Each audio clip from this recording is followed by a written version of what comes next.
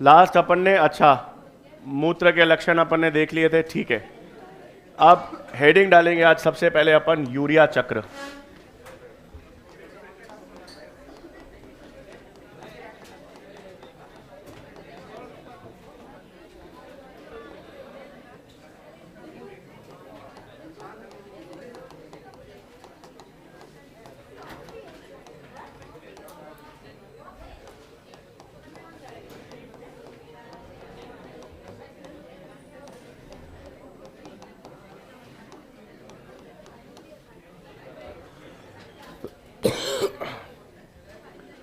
ठीक है भाई, तो सबसे पहले यूरिया चक्र, और यूरिया चक्र को अपन और किस नाम से जानते हैं? मतलब वैज्ञानिकों के नाम पर इनको हम लोग क्रेब हेंसली चक्र भी कहते हैं, और इसको एक और नाम से जानते हैं ऑर्निथीन चक्र। अब देखो, पहली चीज तो आपको ध्यान में रखना है, यूरिया का उत्सर्जन तो कौन करता है? किडनीज। यूरिया का उत्सर्जन तो किडनीज करती है, लेकिन यूरिया का निर्माण लिवर या यकृत में होगा। ठीक है, तो पहला चीज आपको ध्यान में रखनी है, यूरिया चक्र होगा कहां पर? यकृत या लिवर में।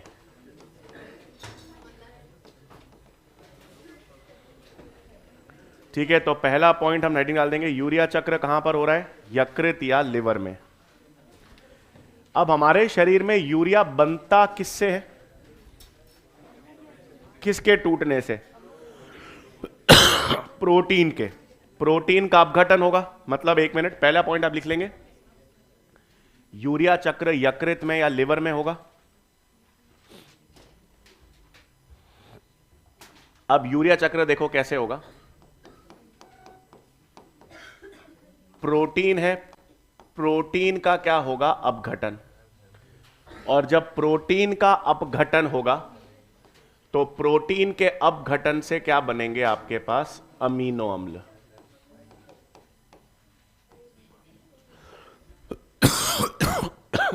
प्रोटीन अपघटन से क्या बनेगा? अमीनो अम्ल।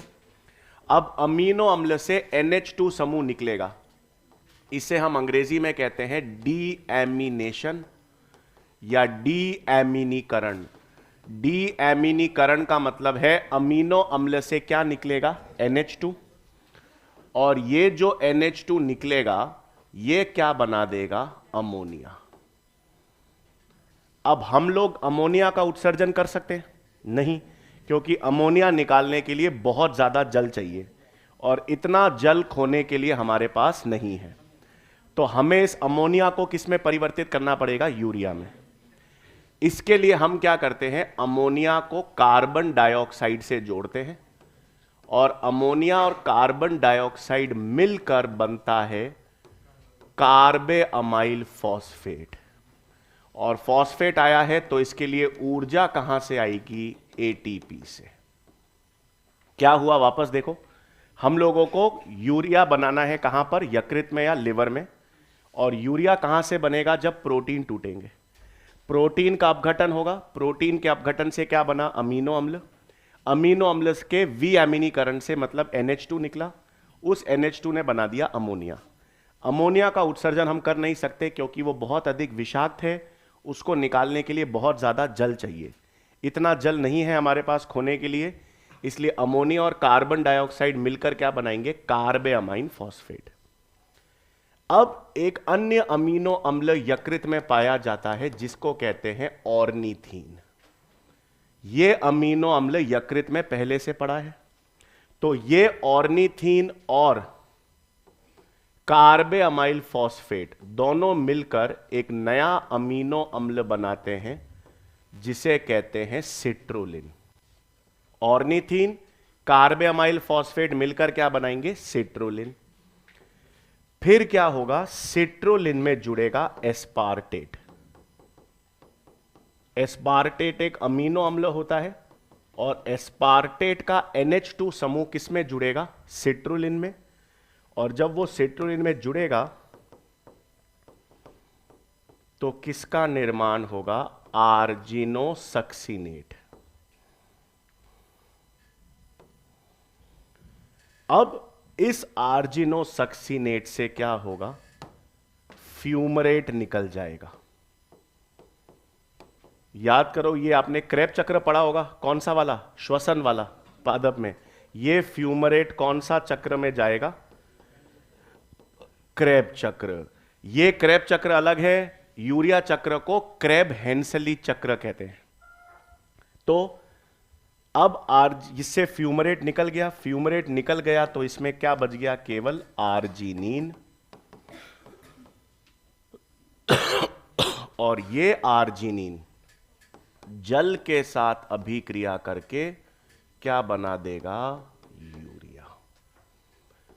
अब देखो, वैसे तो ये पूरा यूरिया चक्र है, पूरा यूरिया चक्र एक बार देख लो, लेकिन सारा का सारा पूरा चक्र नहीं भी याद हो तो कोई फर्क नहीं पड़ रहा। काम की चीजें क्या क्या है, पहली चीज याद रखनी है, यूरिया चक्र के दो नाम है, क्रेब हेंसली चक्र है या ऑर्निथीन चक्र है। ऑर्निथीन चक्र इसलिए है क्योंकि ऑर्निथीन एक अमीनो अम्ल है जो इसमें काम करेगा।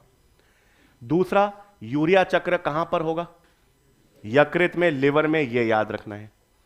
तीसरा, यूरिया का निर्माण किससे प्रारंभ होगा, प्रोटीन अपघटन से।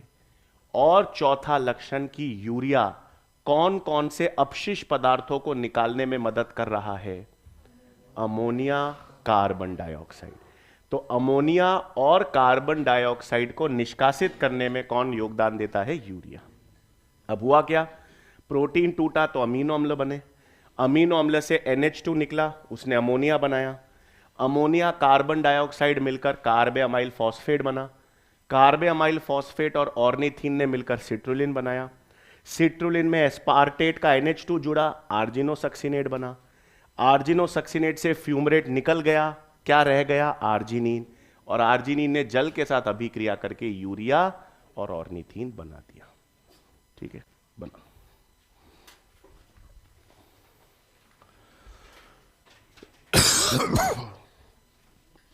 इससे पीछे वाले में तो मैंने कुछ लिखा ही नहीं है, लिख लो। यूरिया चक्र यकृत में होता है या लिवर में होता है, ये बताया था।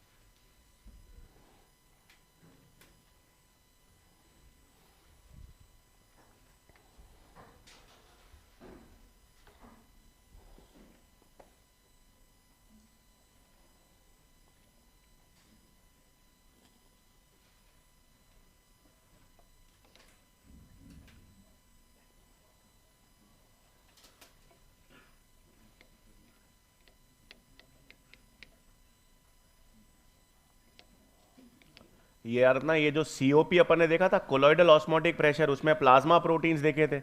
रुधिर कोशिकाएं नहीं होंगी, हाँ, रुधिर कोशिकाएं फिल्टर होती ही नहीं है, केवल रुधिर प्लाज्मा के हिस्से को देखेंगे।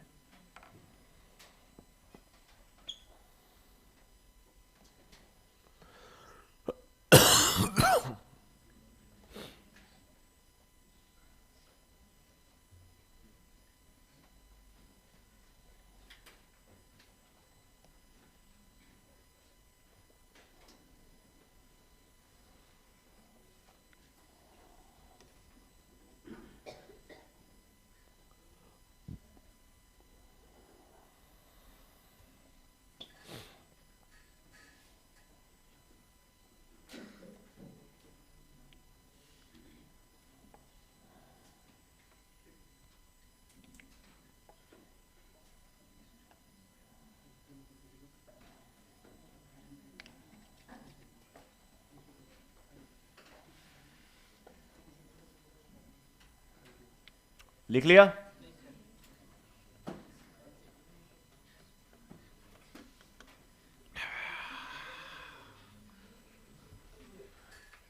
ये आप लोग भूतों की भाषा में क्यों बात करते हो ऐसे? ये तो आज आपके साथ बैठे हैं, ना के आए हैं आज, बाकी अलग ही बैठते थे ये।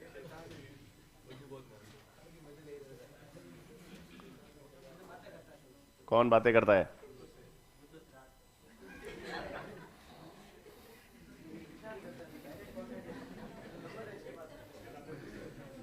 वैसे नींद से आप ऐसे सुबह सुबह उठो और कांच में देखो तो वैसे डर तो वैसे ही जाते होगे आप लोग, नहीं? नहीं डरते? ओहो,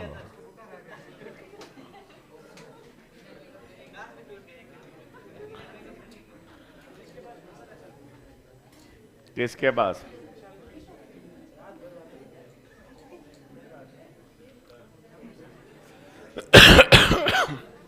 ठीक है, लिख लिया आप तो ये यूरिया चक्र। आप देखो,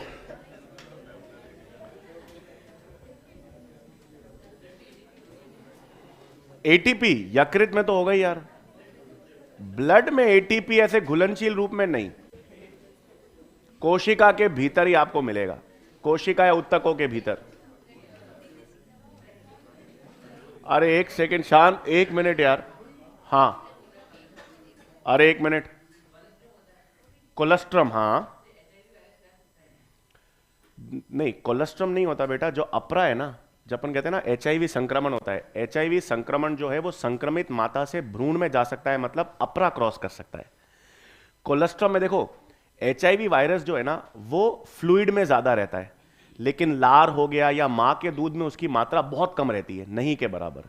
इसलिए अगर संक्रमित माता से भ्रूण में जा रहा है और 33% संभावना होती है, तो वो संभावना अपरा स्थानांतरित करने की है।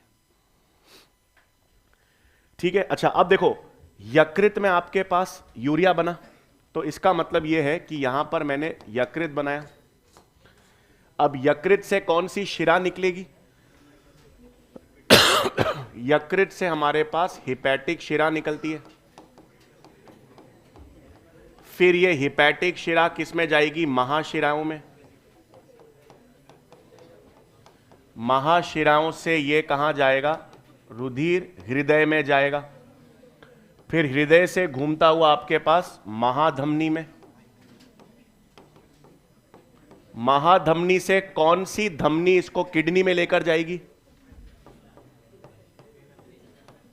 रीनल धमनी इसको किडनी में लेकर जाएगी। और किडनी क्या करेगा? यूरिया का उत्सर्जन करेगा। और किडनी से कौन सी शिरा निकलेगी आपके पास? रीनल शिरा। तो ये इसलिए बता रहा हूं क्योंकि 2 इंपॉर्टेंट चीजें आपको ध्यान में रखनी है। पहली चीज आपको ध्यान में रखनी है कि सर्वाधिक यूरिया आपको कहां मिलेगा? हिपैटिक शिरा में। भाई यूरिया बनाया किसने? यकृत ने। तो सर्वाधिक यूरिया की मात्रा कहां मिलेगी? सर्वाधिक यूरिया की मात्रा हमको हिपैटिक शिरा में मिलेगी, और न्यूनतम यूरिया की मात्रा रीनल शिरा में मिलेगी, क्योंकि 25 से 30 ग्राम यूरिया प्रतिदिन किडनी निष्कासित करता है। तो रीनल शिरा में आपके पास न्यूनतम यूरिया मिलता है। तो ये बना लो, सर्वाधिक यूरिया की मात्रा हिपैटिक शिरा, न्यूनतम यूरिया की मात्रा रीनल शिरा।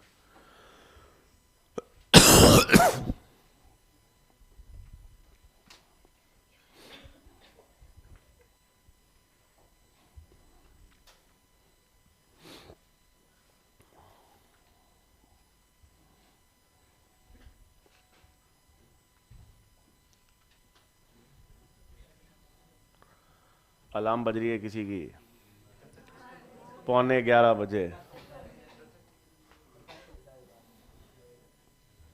ओसो ये नए बैग मिले हैं सबको? हाँ, पुराने फाड़ दिए।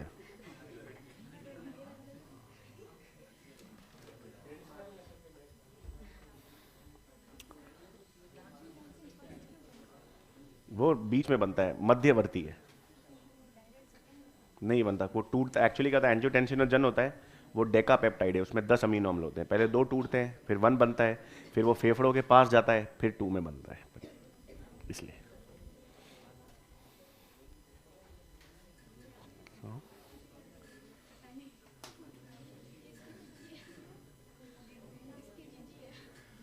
जीजी है? अच्छा, कब से?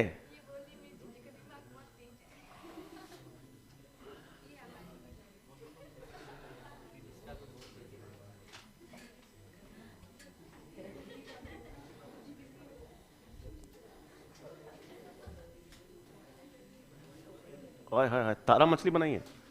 क्या तारा मछली बनाई है आपने?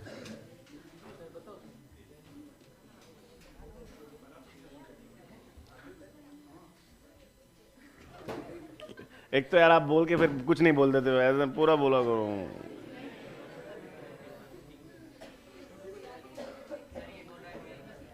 आज अरे वो तो कल तक पेट भरा हुआ है।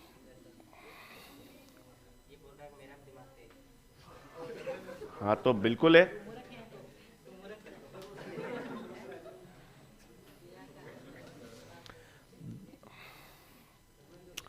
ठीक है, तो सर्वाधिक यूरिया अपने पास हिपैटिक शिरा में है और न्यूनतम यूरिया हमारे पास रीनल शिरा में, बना दिया। अब हमारे पास किडनी की संरचना, एनाटॉमी। ये खो ना हो, इनका 3 किलो खून बढ़ जाता है पूरी घास में। ही चालू होते हैं 10:30 बजे से और वो ही 11:45 तक चलता रहता है। बढ़िया। ये आप ब्रेकफास्ट ना भी करके आओ तो आप में खून की कमी नहीं होगी। बढ़िया। जी जी जी बुला रहे हैं आपको वो।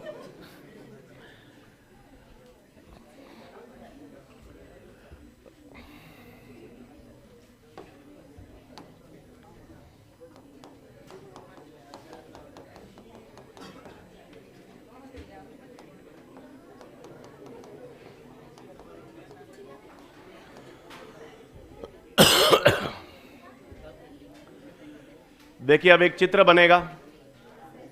हो सकता है कि वो, अरे धन्यवाद, हो सकता है कि वो किडनी जैसा ना दिखे, मतलब बहुत प्रबल संभावना है कि वो किडनी जैसा नहीं दिखेगा, बट हम मान लेंगे कि वो किडनी है।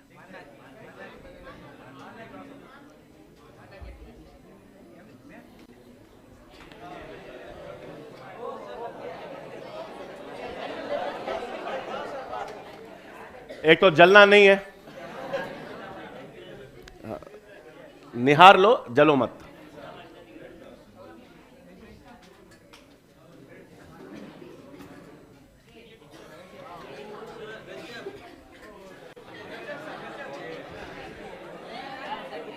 उनके आंसू आ गए।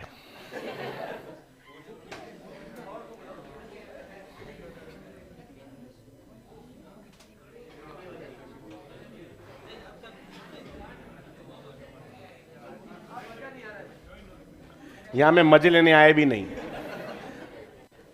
मजा नहीं आ रहा है।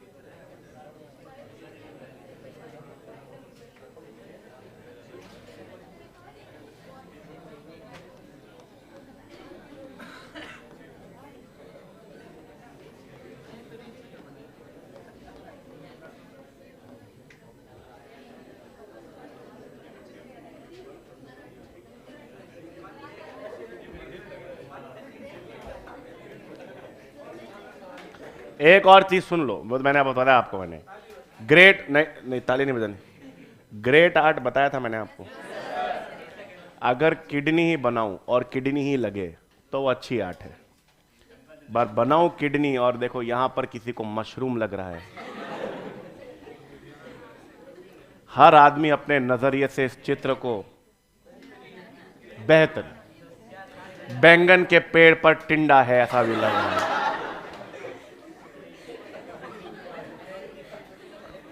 मुर्गे की चोंच लग रही है इनको।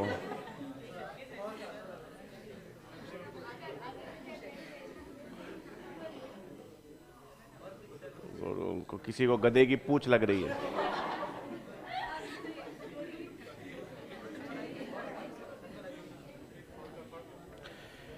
अच्छा एक मिनट, अब एक मिनट पहले लेबलिंग समझ लो, फिर क्योंकि काम की चीज वही है। सबसे पहले एनसीईआरटी में ये जो किडनी के बाहर वाला भाग है इसको किडनी, इसको रीनल कैप्सूल कह रखा है। ठीक है, क्योंकि लेबलिंग काम की है, लेबलिंग इंपॉर्टेंट है, आपको ध्यान में रखना है। ये बाहर वाला हिस्सा एनसीईआरटी में क्या दे रखा है, रीनल कैप्सूल। अब सुनना, पहली चीज ये है कि ये किडनी के अंदर ये जो गर्त है, ये किडनी के अंदर जो गर्त है, इस गर्त को हम क्या कहते हैं, हाइलम। तो पहला पॉइंट आपको ध्यान में रखना है, किडनी के अंदर जो ये गर्त है, इस गर्त को क्या कहते हैं, हाइलम। और ये गर्त अंदर चलकर एक चौड़े भाग में खुलती है, और अंदर चल के ये जो चौड़े भाग में खुलती है इसे कहते हैं पेल्विस। तो किडनी के भीतर जो गर्त है यानी एक डिप्रेशन है उसे क्या कहते हैं, हाइलम। ये हाइलम अंदर जाके एक चौड़े भाग में खुलता है, उस चौड़े भाग को क्या कहते हैं, रीनल पेल्विस। अब इस रीनल पेल्विस के देखो ये उभार हैं, ये 1, ये 2 और ये 3। तो रीनल पेल्विस के इन उभारों को क्या कहा जाता है, कैलिक्स। अंदर चौड़ा भाग क्या कहलाएगा, चौड़ा भाग रीनल पेल्विस है, और रीनल पेल्विस के ये उभार हैं जिसे क्या कहते हैं, कैलिक्स। फिर ये हरा वाला जो भाग अपन ने बनाया है ये मेड्यूलरी स्तंभ या मेड्यूलरी पिरामिड्स है।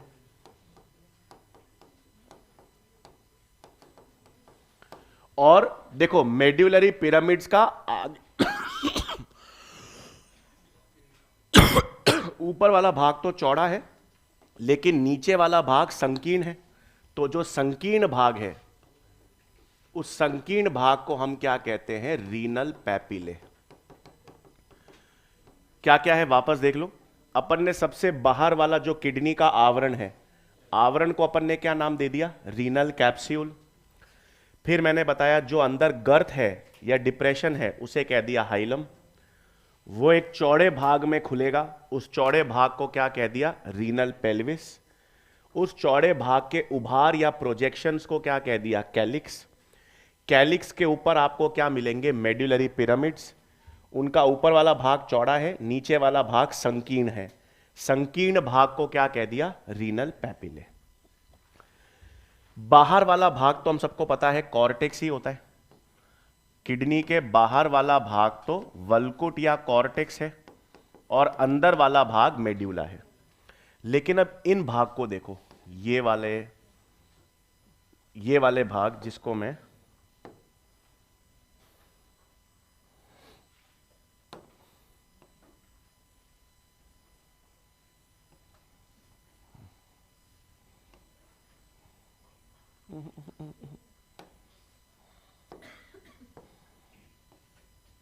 ये जो भाग है ये वल्कुट के भाग हैं जो मेड्यूला में विस्तारित हो रहे हैं। ये जो मैं शेड कर रहा हूं ये सारा वल्कुट का भाग है और ये वल्कुट का भाग कहां पे विस्तारित हो रहा है, मेड्यूला में। इसे हम क्या कहते हैं, कॉलम्स ऑफ बर्टीनी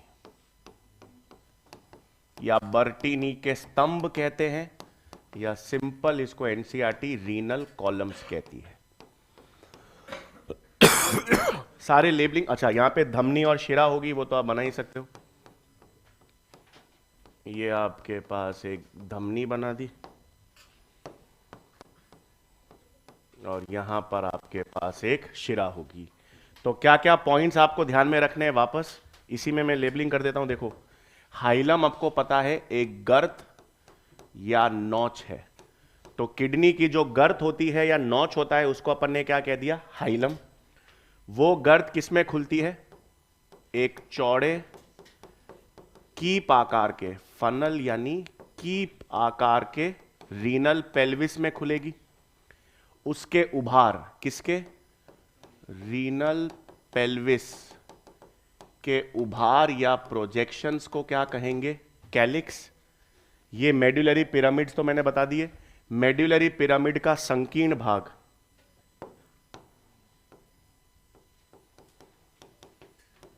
मेड्यूलरी पिरामिड का संकीर्ण भाग क्या कहलाएगा, रीनल पैपिले। फिर अपन ने देखा ये कॉलम्स ऑफ बर्टीनी क्या होते हैं, वल्कुट के क्षेत्र जो किसमें विस्तारित है, वल्कुट के क्षेत्र जो मेड्यूला में विस्तारित होते हैं, उसको हम किस नाम से जानते हैं, कॉलम्स ऑफ बर्टीनी, या जिसे हम क्या कहते हैं, रीनल कॉलम्स। बना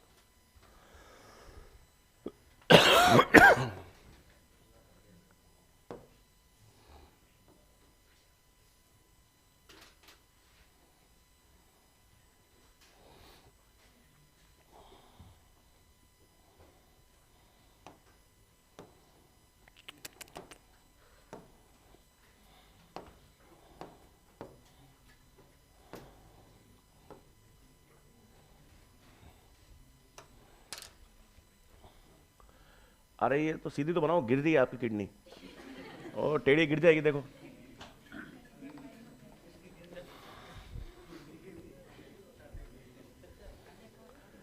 विवेक जी, महाधमनी महाशिरा पढ़ा ना बेटा परिसंचरण में। हाय हाय हाय हाय, ये तो चूहे की किडनी से बड़ी होती है।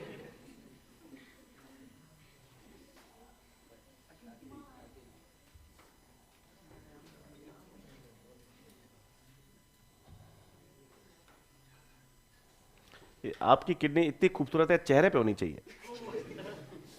ये अंदर क्या कर रही है, सतह पे लाइए इसे।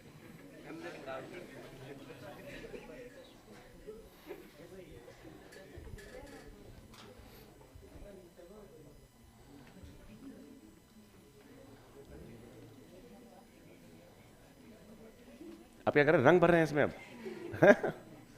रंगीन किडनी।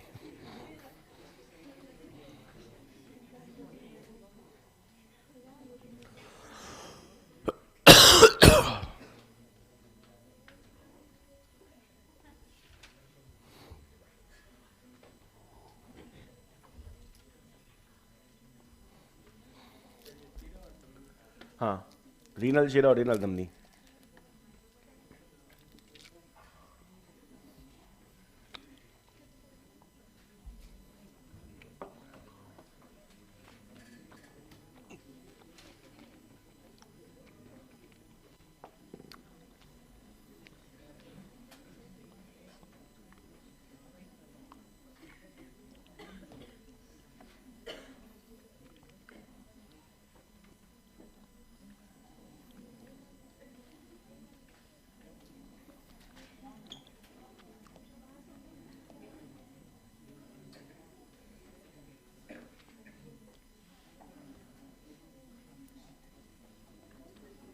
बन गया।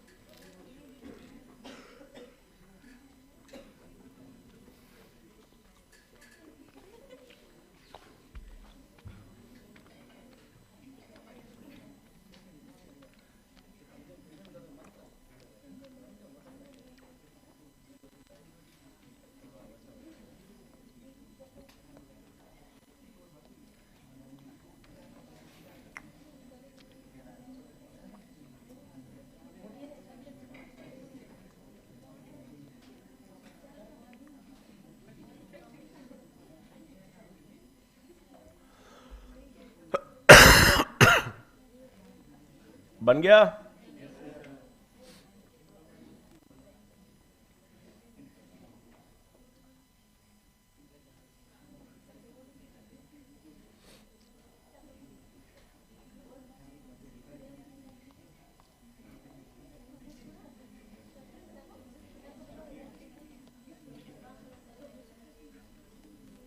वैसोप्रेसिन ऑक्सीटोसिन क्या अलग चीज है? ऑक्सीटोसिन अलग हार्मोन, वैसोप्रेसिन अलग हार्मोन। ऑक्सीटोसिन तो चिकनी पेशियों में संकुचन करता है, दोनों निकलते पश्च पीयूष ग्रंथि से हैं, बट दोनों हार्मोन्स अलग अलग हैं।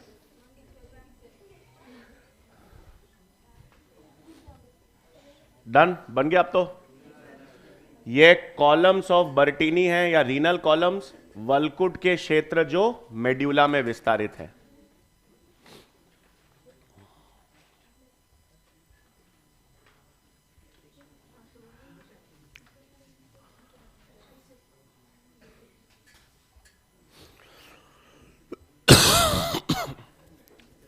ये किडनी जो है वो कौन से जनन स्तर से विकसित होती है? मीसोडर्म से। और हमारी जो किडनी है वो होगी कहां पर? पार्श्व पश्च यानी पृष्ठीय पार्श्व भाग में। किस कशेरुकी से किस कशेरुकी के बीच में? 12वीं वक्षीय कशेरुकी से तीसरी लुम्बर कशेरुकी के मध्य। भार कितना होता है? 120 से 170 ग्राम। लंबाई 10 से 12 सेंटीमीटर और चौड़ाई 5 से 7 सेंटीमीटर। आगे ले रहा हूं अब।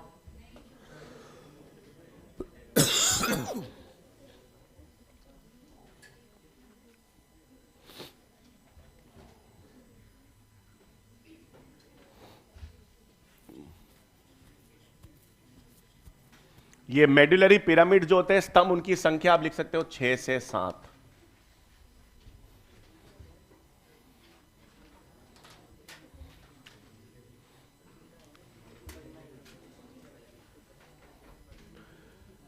अरे विवेक जी, महाधमनी जो होती है ना, महाधमनी शुद्ध रुधिर जो है वो बाएं निलय से ले जाती है ताकि अंगों और उत्तकों में जा सके, और महाशिराएं जो होती है वो अशुद्ध रुधिर दाएं आलिंद में लेकर आती है।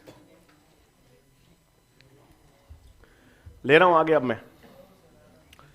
तो अब किडनी में आपको क्या ध्यान में रखना है? मानव किडनीज में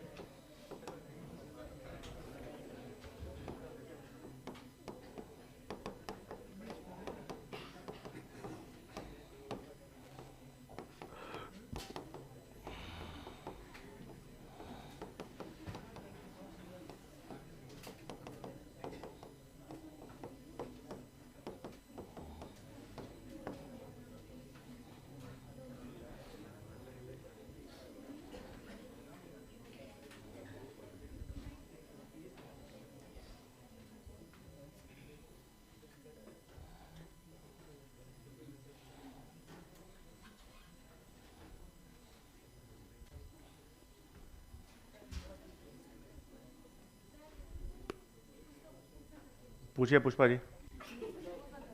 कुछ नहीं पूछना चाहते, ये बताना चाहते हैं, बता दीजिए पुष्पा जी।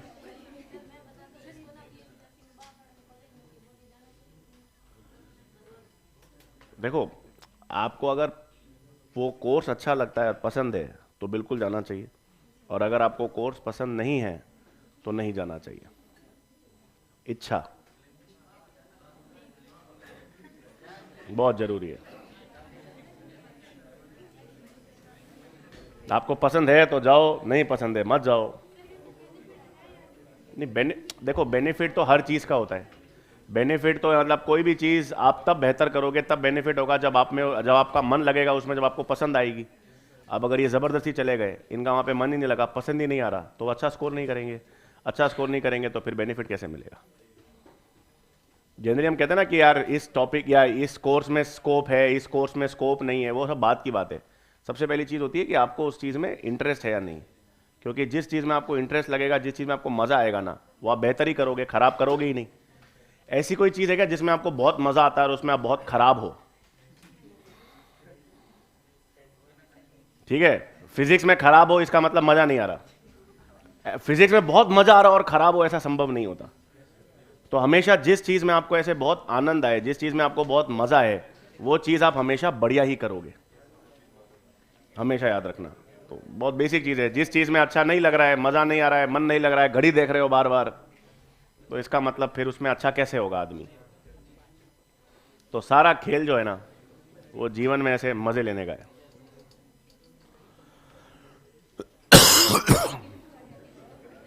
भार 120 से 170 ग्राम, लंबाई 10 से 12 सेंटीमीटर, चौड़ाई 5 से 7 सेंटीमीटर। 12वीं वक्ष्य कशेरुकी और तीसरी लंबर कशेरुकी के मध्य किडनी उपस्थित होगी।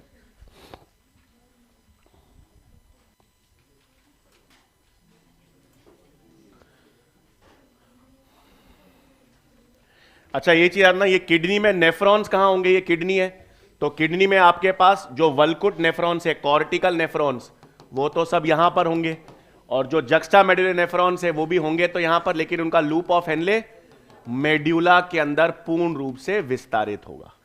तो वल्कुट क्षेत्र में सारे, मतलब आपको याद होगा मैंने बताया हुआ है, माल्फीजियन काय, पीसीटी, डीसीटी, ये तो सब किस क्षेत्र में होंगे?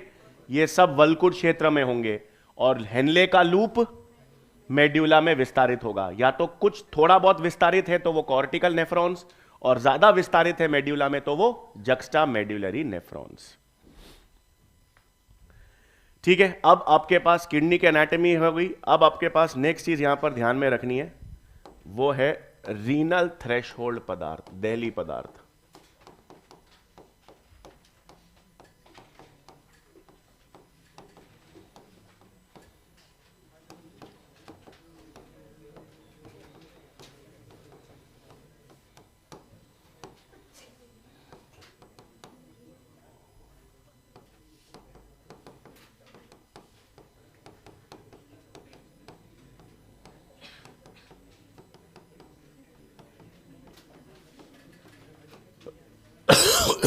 अच्छा, अब मुझे बताओ, ऐसे कौन कौन से पदार्थ थे जो पूरे रूप से, संपूर्ण रूप से पुनः अवशोषित हो जाते थे?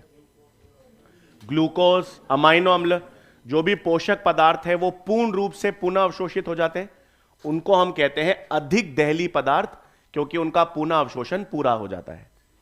मध्यम मात्रा में किसका पुनः अवशोषण होता है? मध्यम मात्रा में जल का, इलेक्ट्रोलाइट्स, लवण का, खनिज का, ये सब किस में आएंगे? मॉडरेट दहली पदार्थ में। और दो ऐसे यौगिक होते हैं, दो ऐसे रासायनिक पदार्थ होते हैं जिनका पुनः अवशोषण बिल्कुल भी नहीं होता। एक तो याद रखना, आपने जैव अणु में पढ़ा होगा, इन्यूलिन, फ्रक्टोज का बहुलक। इन्यूलिन को किडनी के कार्य या जीएफआर का अध्ययन में भी यूज करा जाता है। तो इन्यूलिन अगर आपने सेवन किया है इन्यूलिन का, तो इन्यूलिन जितना आपने सेवन किया है पूरा का पूरा किडनी में निष्कासित हो जाता है, उसका पुनः अवशोषण बिल्कुल भी नहीं होता। तो ये दहली पदार्थ अपन ने किस आधार पर बनाए हैं? पुनः अवशोषण के आधार पर।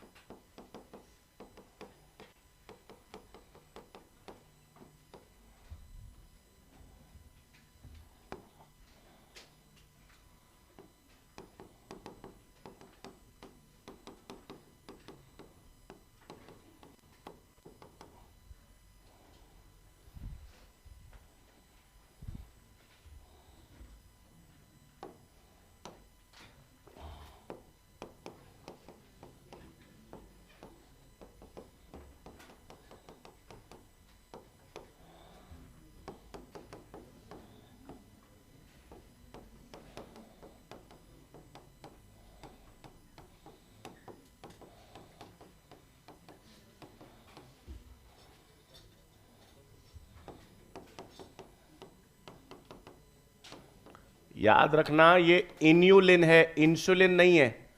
इंसुलिन प्रोटीन हार्मोन होता है, अलग चीज है, ये इन्यूलिन है।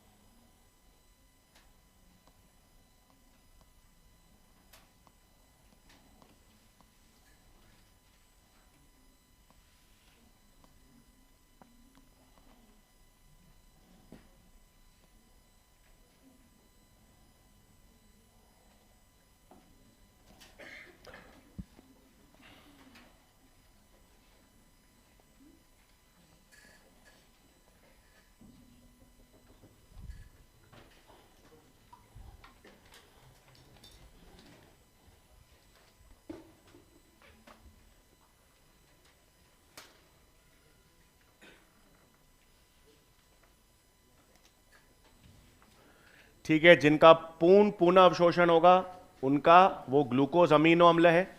अब देखो, दो है जिनका पुनः अवशोषण नहीं होता। एक तो क्या है, इन्यूलिन। दूसरा नई चीज है क्रिएटिनिन। आगे अपन जब पेशियों की बात करेंगे, पेशियों के अंदर एक ऊर्जा का स्रोत होता है जिसे कहते हैं क्रिएटिन। वो बॉडी बिल्डर्स लेते हैं ना, वो क्रिएटिन का पाउडर, वो क्रिएटिन। वो क्रिएटिन जब पेशियों में जाता है, पेशियों में ऊर्जा देता है, और इस्तेमाल होने के बाद, प्रयोग में आने के बाद उसका एक अपशिष्ट पदार्थ बनता है जिसे कहते हैं क्रिएटिनिन। और ये एक अपशिष्ट पदार्थ है, इसका बिल्कुल भी पुनः अवशोषण नहीं होता, पूर्ण रूप से क्या होता है, मूत्र में निष्कासित। तो पहली चीज, ये क्रिएटिनिन है क्या?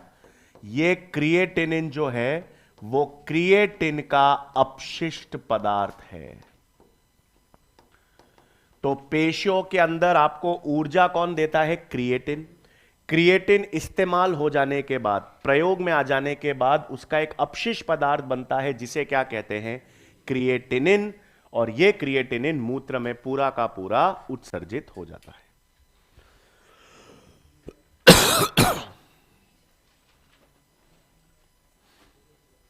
ठीक है, इन्यूलिन का कोई काम नहीं होता हमारे शरीर में। इन्यूलिन का काम केवल जीएफआर का अध्ययन करना है। ठीक है, शरीर में कोई योगदान नहीं है इसका।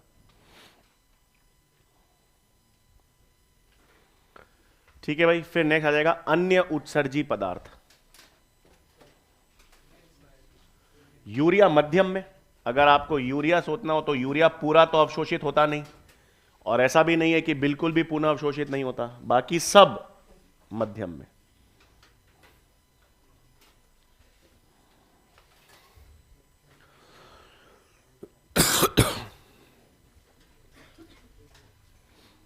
ठीक है, ये तो अपने देख लिया। आगे ले लूं अब अन्य उत्सर्जी पदार्थ।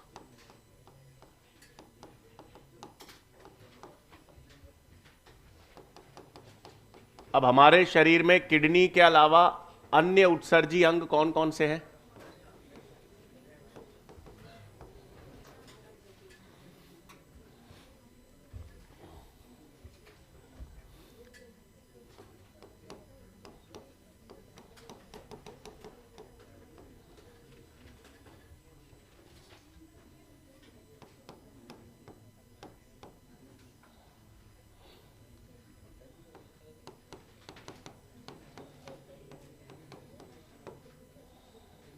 अब लिवर से क्या क्या उत्सर्जन होता है भाई?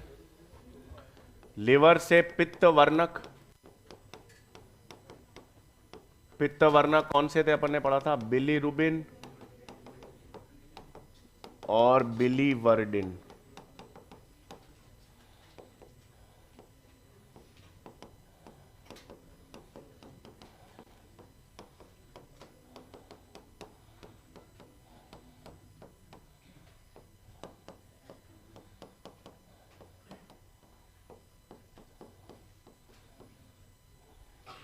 फेफड़ों से किसका निष्कासन होता है? CO2 और H2O। अब त्वचा में दो प्रकार की ग्रंथियां होती हैं। पसीने वाली ग्रंथियां जिसे कहते हैं स्वेट ग्लैंड्स, और तेल ग्रंथियां जिसको सीबेशियस ग्लैंड्स।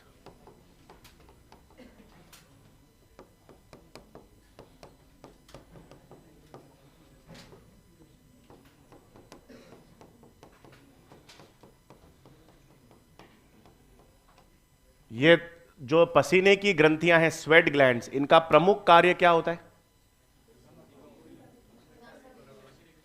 तापमान को ठंडा करना, कूलिंग प्रभाव। पसीना आता है तो आपके शरीर का तापमान कम हो जाता है। तो स्वेट ग्रंथियां, पसीने की ग्रंथियां का प्रमुख कार्य क्या होता है? Cooling effect.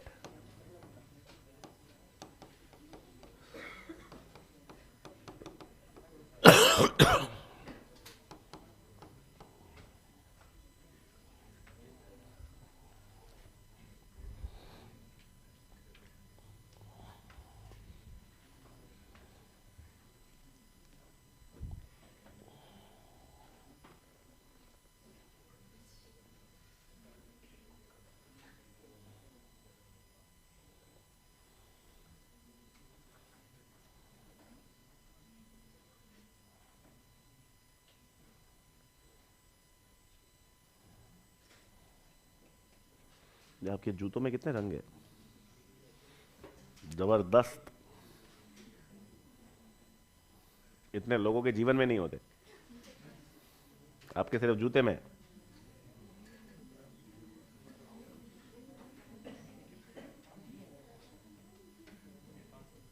हाँ विशाल जी, मैं जवाब दे दिया आपको।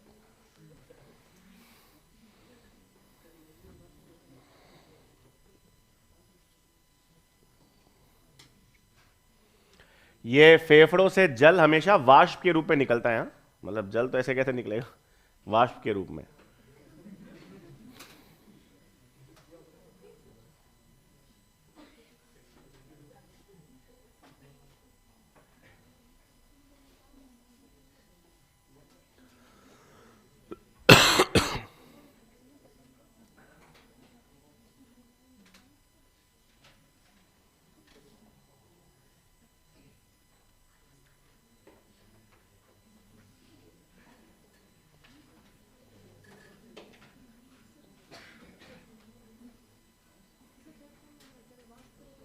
किसके?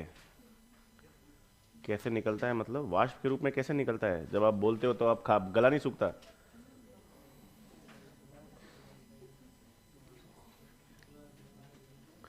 ये विटामिन्स कौन से होते हैं जो विटामिन्स प्रयोग होने के बाद वो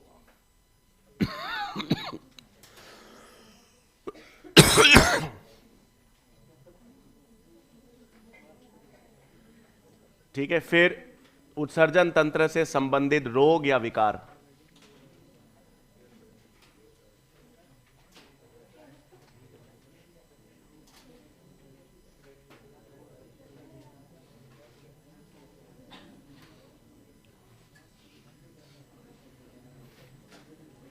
ये लिख लिया सबने?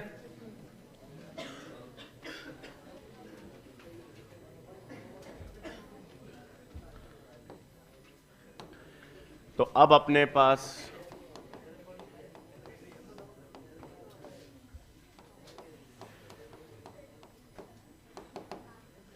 अब नेक्स्ट आता है हमारे पास डिसऑर्डर्स या रोग।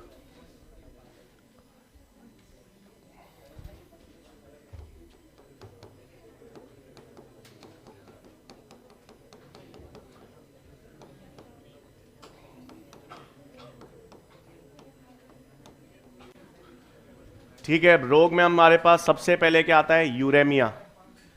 अगर ब्लड में यूरिया की मात्रा बढ़ जाए, और ब्लड में यूरिया की मात्रा कब बढ़ती है? जब किडनी सही काम नहीं करे। तो किडनी अगर सही काम नहीं कर रही तो ब्लड में यूरिया की मात्रा बढ़ जाती है, उस अवस्था को क्या कहते हैं? यूरेमिया। तो उपचार के लिए क्या यूज करते हैं? डायलिसिस, हीमोडायलिसिस, जिसको अपन कृत्रिम वृक्क या आर्टिफिशियल किडनी भी कहते हैं। तो लिखेंगे पहले तो यूरेमिया में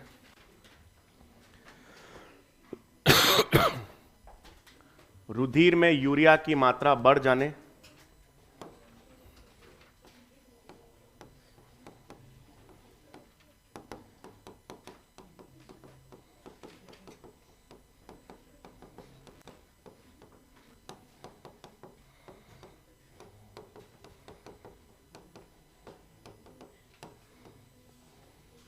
रुधिर में या ब्लड में यूरिया की मात्रा बढ़ जाने की अवस्था को यूरेमिया कहते हैं।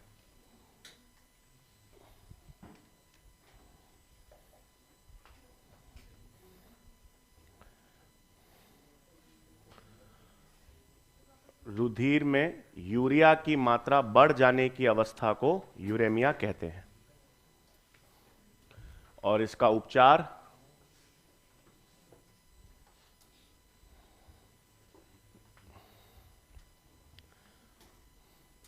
ये निमोनिया में भी फेफड़ों में द्रव्य जम जाता है। वो द्रव्य मतलब जल नहीं होता, वो श्लेष्मा के साथ होता है, इसलिए नहीं उड़ता। मतलब निमोनिया के अंदर श्लेष्मा भी होता है, संक्रमण पदार्थ भी होते हैं, वो सब इकट्ठे हो जाते हैं फेफड़ों में। तो यूरेमिया का उपचार क्या हो गया आपके पास? आर्टिफिशियल किडनी या हीमोडायलिसिस। अब डायलिसिस कैसे करते हैं? एक मिनट।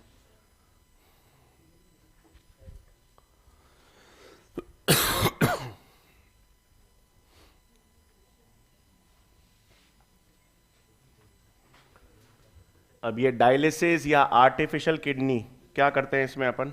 मतलब मैंने यहां पे ले लिया।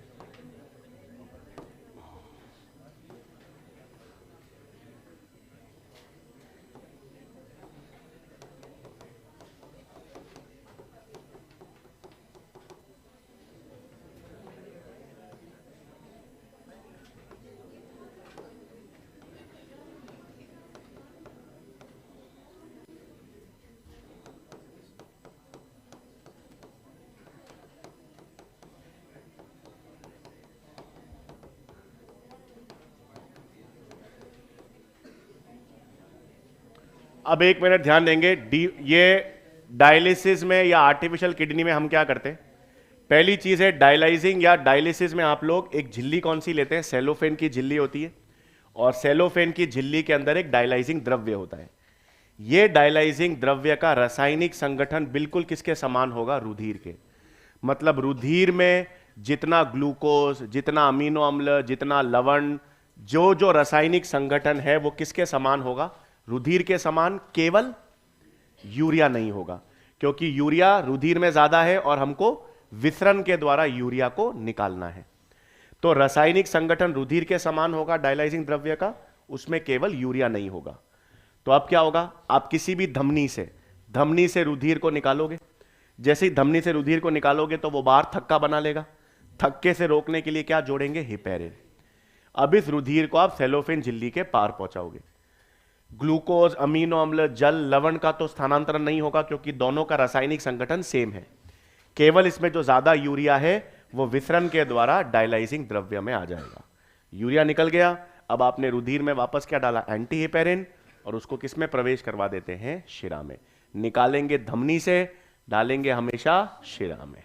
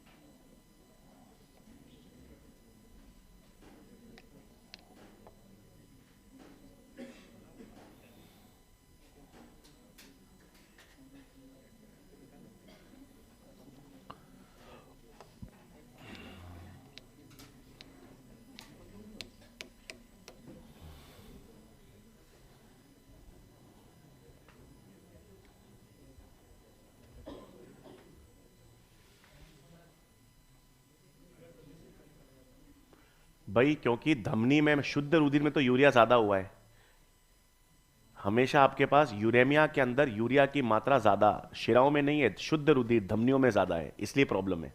तो निकालोगे तो आप हमेशा धमनियों से, लेकिन डालते कभी भी इंजेक्शन या कोई भी चीज आती है तो सीधा धमनियों में नहीं दी जाती, क्योंकि तो वो दिखने में मुश्किल होती है। दूसरा, अगर कोई विषाक्त या साइड इफेक्ट हो तो वो शिराओं से एक बार लंग्स और हृदय से होते हुए फिर ऊतकों में जाएगा।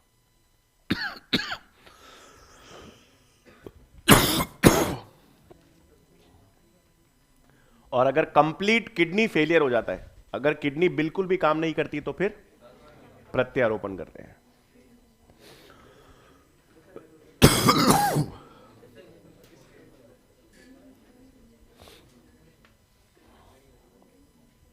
ठीक है, एक नोट लिख लेंगे फिर इसमें यहां पे।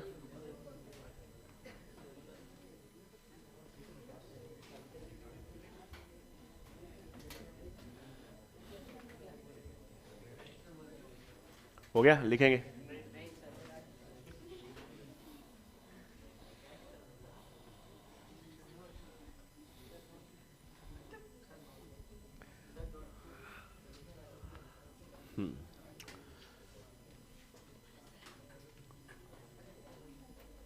पूर्ण किडनी फेलियर होने पर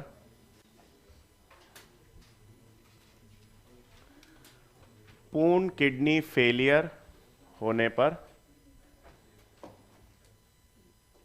किडनी प्रत्यारोपण या ट्रांसप्लांट की जाती है। दो में से एक खराब हो, एक खराब भी हो जाए तो दूसरी किडनी काम करती है। एक किडनी निकाल भी दो तो भी दूसरी किडनी काम करेगी, साइज बढ़ जाती है उसकी। हाँ, साइज एक, जब दो किडनी में से एक किडनी निकाल देते हैं तो दूसरे किडनी पर सारा भार आ जाता है, तो उसकी साइज, हाइपरट्रोफी, उसकी साइज बढ़ जाती है।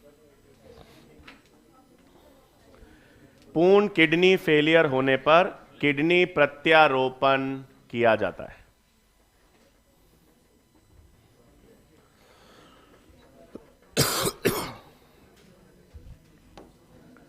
ठीक है, फिर दूसरा आपके पास पथरी, जिसको अपन कहते हैं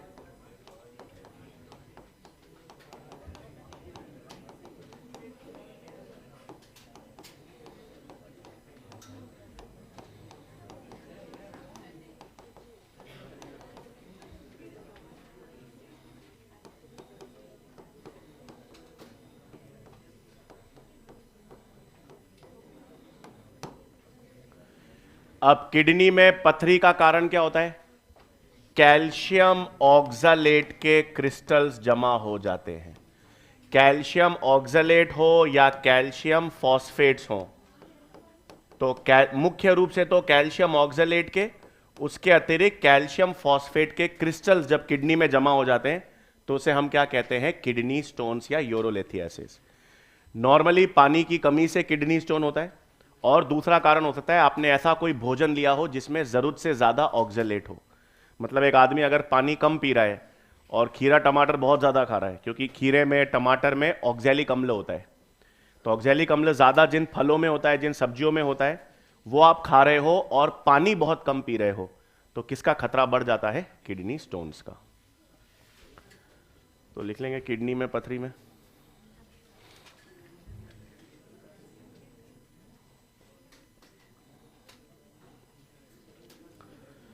लिख लें किडनी के भीतर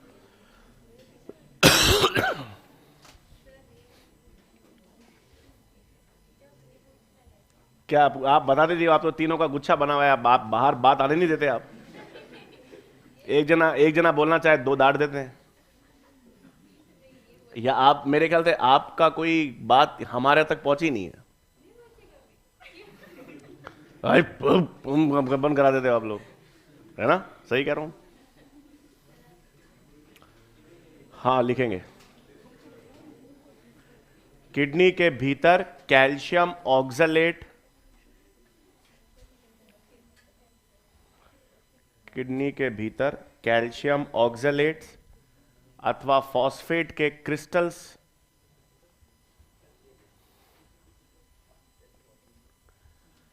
कैल्शियम ऑक्सलेट्स अथवा कैल्शियम फॉस्फेट के क्रिस्टल्स जमा हो जाने की अवस्था को किडनी स्टोन्स कहते हैं।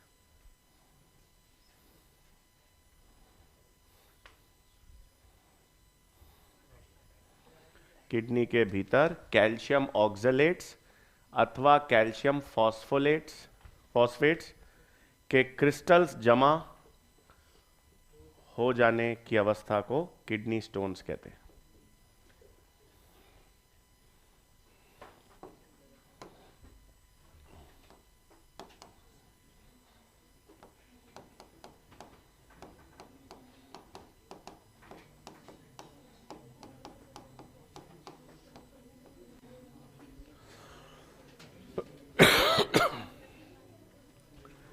फिर आता है हमारे पास ग्लोमेरुलोनेफ्राइटिस।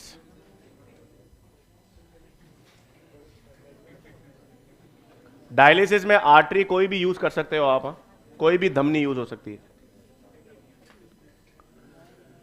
अब ग्लोमेरुलोनेफ्राइटिस में क्या होता है? जो ग्लोमेरुलस था, ग्लोमेरुलस में अगर कोई शोथ या प्रदा, सूजन आ जाए, तो उसे क्या कहते हैं? ग्लोमेरुलोनेफ्राइटिस। तो ग्लोमेरुलोनेफ्राइटिस में लिख लेंगे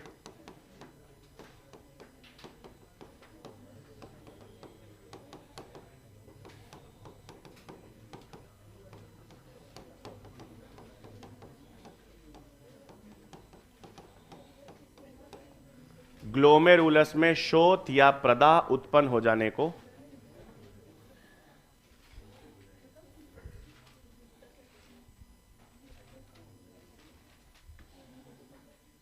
ग्लोमेरुलस में शोथ या प्रदाह उत्पन्न हो जाने को ग्लोमेरुलोनेफ्राइटिस कहते हैं।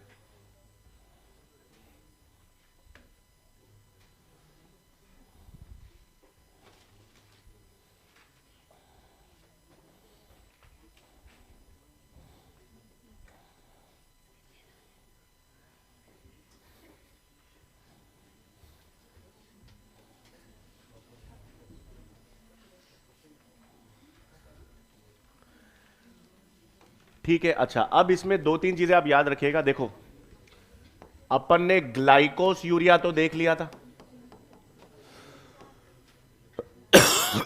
ग्लाइकोस यूरिया क्या था? मूत्र में ग्लूकोज का निष्कासन। कीटोन यूरिया भी अपन ने देखा था, मूत्र में कीटोन बॉडीज का निष्कासन। ये दोनों डायबिटीज के लक्षण थे। अब आपको दो और अवस्थाएं पता होनी चाहिए। एक जिसे हम कहते हैं प्रोटीन यूरिया या एल्ब्यूमिन यूरिया।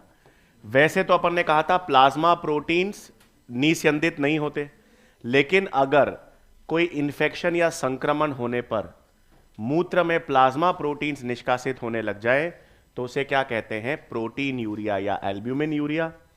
और अगर मूत्र में रक्त या रुधिर निकल रहा है तो उसे हम क्या कह सकते हैं? Haemato urea. तो दो अवस्था लिख लेंगे। पहला प्रोटीन यूरिया या एल्ब्यूमिन यूरिया,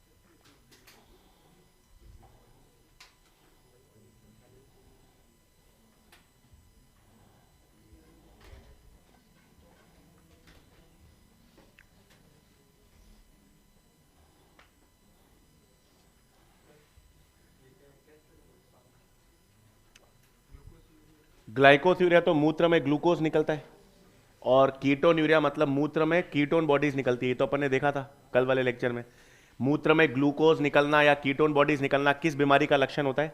डायबिटीज मेलाइटस का। क्योंकि डायबिटीज में ग्लूकोज की मात्रा ज्यादा हो जाती है ब्लड में, ज्यादा ग्लूकोज होगा तो वो रुधिर में निकलेगा, और डायबिटीज में कीटोन बॉडीज भी बनती है। आपने श्वसन वाले में पढ़ा होगा कीटोन बॉडीज, वो श्वसन वाला चैप्टर पढ़ा ना आपने, एसिटाइल कोएंजाइम में बनता है। तो अगर डायबिटीज से व्यक्ति पीड़ित होता है तो एसिटाइल कोएंजाइम में क्या करता है? कीटोन बॉडीज का निर्माण करता है। तो कीटोन बॉडीज और ग्लूकोज अगर मूत्र में निकल रहे हैं तो ये दोनों किस बीमारी के लक्षण हैं? दोनों डायबिटीज मेलाइटस के लक्षण हैं। ये लिख लिया था अपन ने लास्ट में, ठीक है। फिर आपको देखो यहां पर नेक्स्ट याद रखना है, अन्य नाइट्रोजन अपशिष्ट पदार्थ।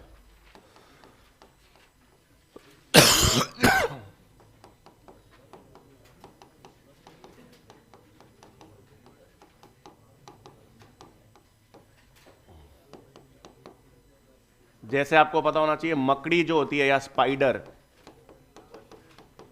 उसमें कौन सा अपशिष्ट पदार्थ निष्कासित होता है? ग्वानिन।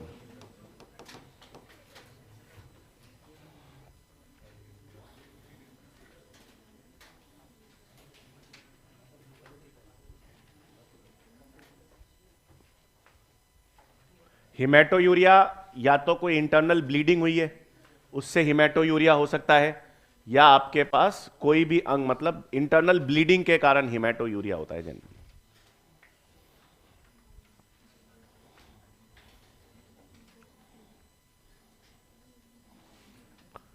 ठीक है, मकड़ी या स्पाइडर्स किसका अपशिष्ट या किसका निष्कासन करते हैं? ग्वानिन का। अब देखो मानव, हम लोग तो मुख्य रूप से यूरिया का निष्कासन करते हैं, और वो किससे बनता है? प्रोटीन अपघटन से। लेकिन हमारे अंदर प्यूरिन्स होते हैं, एडिनिन और ग्वानिन। तो हम लोग जो हैं प्यूरिन्स को किस रूप में उत्सर्जित करते हैं? यूरिक अम्ल। हम लोग ज्यादा तो यूरिया का निष्कासन करते हैं, लेकिन हमारे शरीर से थोड़ा बहुत यूरिक अम्ल भी निकलता है, और यूरिक अम्ल किससे बनता है? प्यूरिन से बनता है। तो लिखेंगे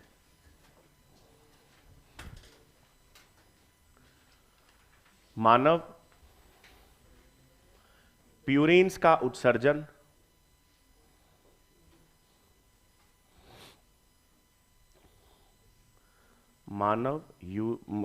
प्यूरिन्स का उत्सर्जन यूरिक अम्ल के रूप में करता है।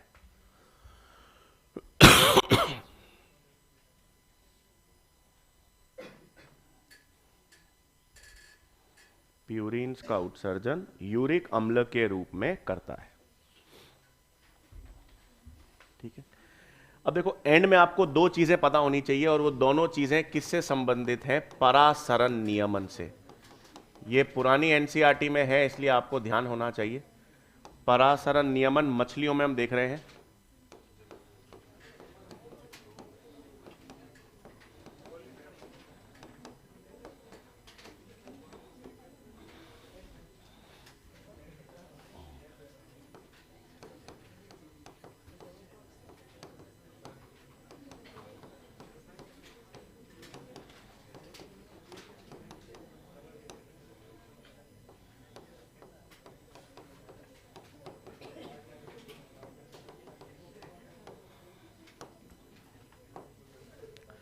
अब देखो बहुत आसान है। जनरली परासरण नियमन में आपको क्या ध्यान में रखना है? एक तो शुद्ध जल की मछलियां होंगी जो किसमें रहेंगी? शुद्ध जल में, और एक लवणीय जल वाले मछलियां हैं। जो भी शुद्ध जल की मछलियां हैं उनमें खतरा क्या है? उनमें यह खतरा है आपके पास कि ये जो शुद्ध जल की मछलियां होंगी, पानी या शुद्ध जल में रहेंगी, तो इनको खतरा यह है कि पानी इनके शरीर में जाएगा, और पानी इनके शरीर में जाएगा तो ये फूलकर फट सकती हैं। तो इसकी या इससे बचने के लिए वो क्या परासरण नियमन दर्शाती हैं? पहली चीज तो वो खुद पानी नहीं पीती। खुद पानी नहीं पिएंगी तो अंतः परासरण से पानी अपने आप ही शरीर में आ रहा है। दूसरा, सांद्र मूत्र निष्कासित करेंगी या तनु मूत्र? इनको प्रॉब्लम है ज्यादा पानी अंदर आने की, तो इसलिए उनको तनु मूत्र निष्कासित करना पड़ता है। और तीसरा, ये सक्रिय रूप से क्या करते हैं, लवण का स्थानांतरण करते हैं। तो शुद्ध जल की मछलियों में 3 अनुकूलन आपको ध्यान में रखना है।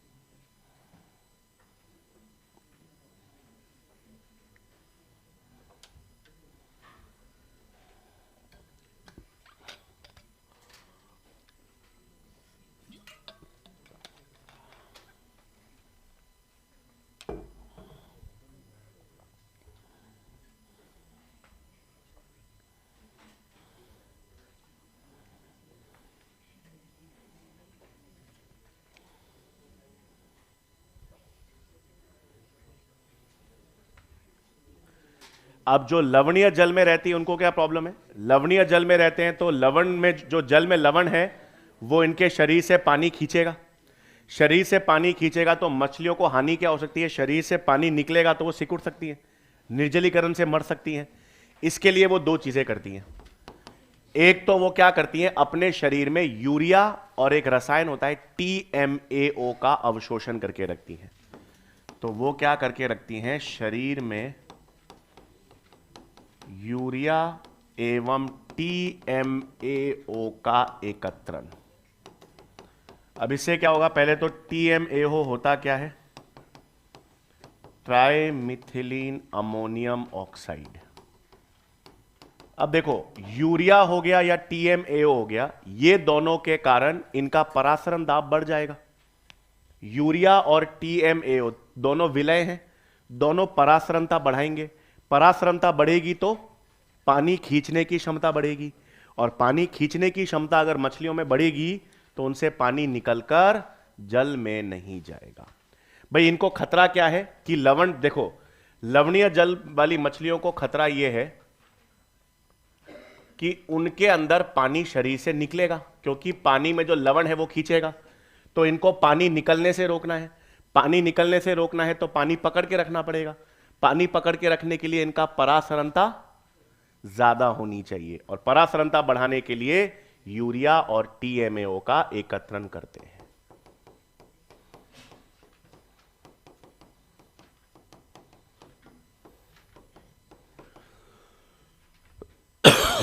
ये नियमन इनमें लवणीय जल में है।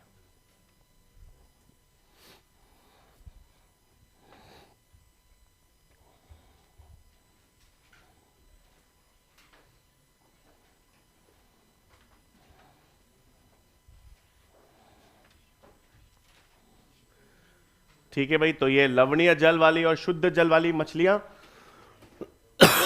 में परासरण नियमन आपको ध्यान में रखना है। ठीक है, तो उत्सर्जन वाला चैप्टर पूरा कंप्लीट हुआ। अब अपने पास मानव कार्यकी में 3 चैप्टर्स बाकी रह गए। रासायनिक समन्वय यानी केमिकल कंट्रोल कोऑर्डिनेशन, तंत्रिका तंत्र और मूवमेंट एंड लोकोमोशन। ठीक है, तो पहले अपन मूवमेंट एंड लोकोमोशन वाला चैप्टर करेंगे। ठीक है भाई, चलो, धन्यवाद।